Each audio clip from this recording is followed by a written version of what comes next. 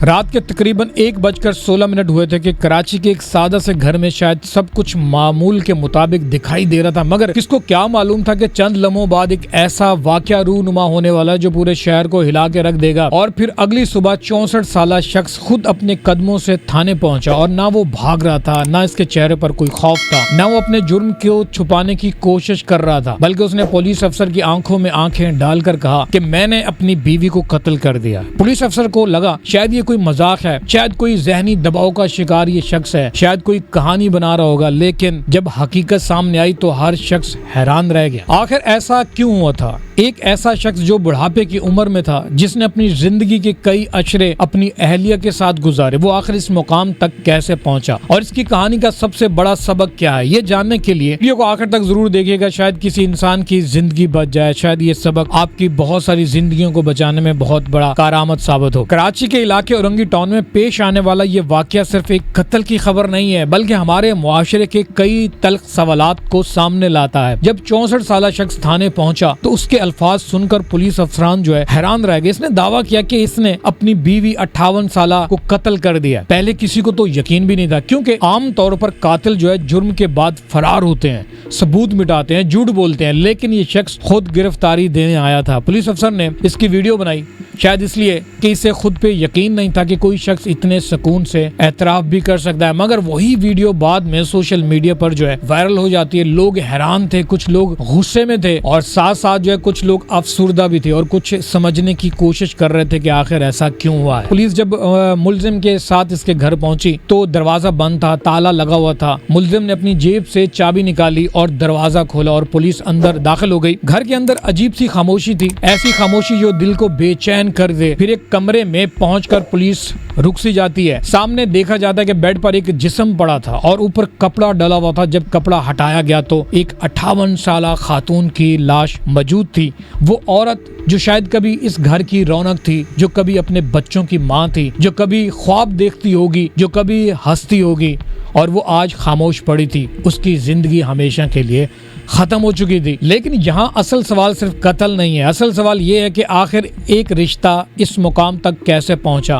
دو لوگ جو اپنی جوانی میں ایک دوسرے کا انتخاب کرتے ہیں، جو ایک گھر بناتے ہیں، جو اولاد کی پرورش کرتے ہیں، وہ بڑھاپے میں ایک دوسرے کے دشمن کیسے بن جاتے ہیں؟ یہ سوال صرف اس خاندان کا نہیں ہے، یہ ہمارے پورے معاشرے کا سوال ہے۔ وہ سوال یہ کہ رشتوں کی خاموش موت۔ اکثر لوگ سمجھتے ہیں کہ رشتے اچانک ٹوٹ جاتے ہیں، حقیقت اس کے برعکس ہے۔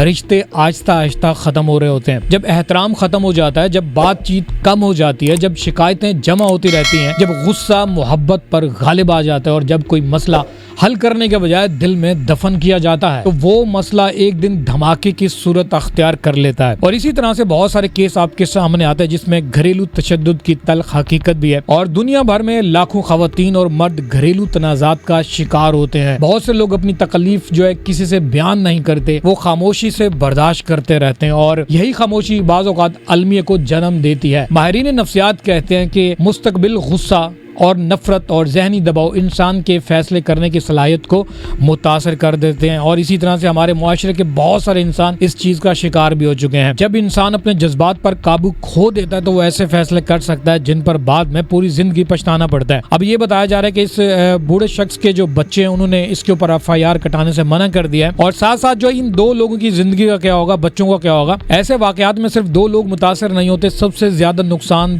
بچوں کو پہنچتا ہے۔ سوچئے ایک لمحے میں ایک بچہ اپنی ماں کھو دیتا ہے، اور دوسرے لمحے میں اپنا باپ بھی کھو دیتا ہے جو جیل میں چلا جاتا ہے۔ اب بات کرتے ہیں کہ ہمارے معاشرے میں کتنے مذاہب ہیں، خاص طور اسلام کی بات کرتے ہیں۔ اسلام اس بارے میں کیا کہتا ہے؟ اسلام میاں بیوی کے تعلق کو رحمت قرار دیتا ہے۔ اختلاف ہر گھر میں ہوتے ہیں، ناراضگیاں بھی ہوتی ہیں، لیکن اسلام میں صبر، برداشت اور مشاورت کا درس دیا گیا ہے۔ رسول اللہ صلی اللہ علیہ وسلم نے حسن اخلاق اور نرم رویے کی تعلیم دی ہے۔ ایک مسلمان کے لیے غصے پر قابو پانا بڑی خوبی سمجھی گئی ہے۔ دنیا کی بہت سی جیلوں میں موجود قیدیوں سے جب پوچھا جاتا ہے کہ جرم کیوں کیا تو اکثر جواب یہ سننے کو ملتا ہے کہ مجھے غصہ آ چکا تھا، مگر مسئلہ یہ ہے کہ غصہ چند منٹ رہتا ہے اور اس کا انجام پوری زندگی بھگتنا پڑتا ہے۔ ایک لمحے کا غصہ عمر بھر کی پیشمانی بھی بن سکتا ہے۔ اور اب ذرا اس کہانی کے سب سے اہم پہلو پر غور کیجیے۔ لوگ سمجھتے ہیں کہ اس کہانی کا اختتام اس وقت ہوا تھا جب خاتون کی جان چلی گئی تھی، لیکن حقیقت میں اس کہانی کا اختتام اس رات نہیں ہوا تھا۔ یہ کہانی شاید برسوں پہلے ختم ہونا شروع ہو گئی تھی، جب دلوں کے درمیان فاصلے پیدا ہوئے، جب जब शिकायतों ने मोहब्बत की जगह ले ली, गुफ्तगू को खत्म कर दिया गया और जब बर्दाश्त कम हो गई थी, कत्ल तो सिर्फ आखिरी बाब था, असल सानिया तो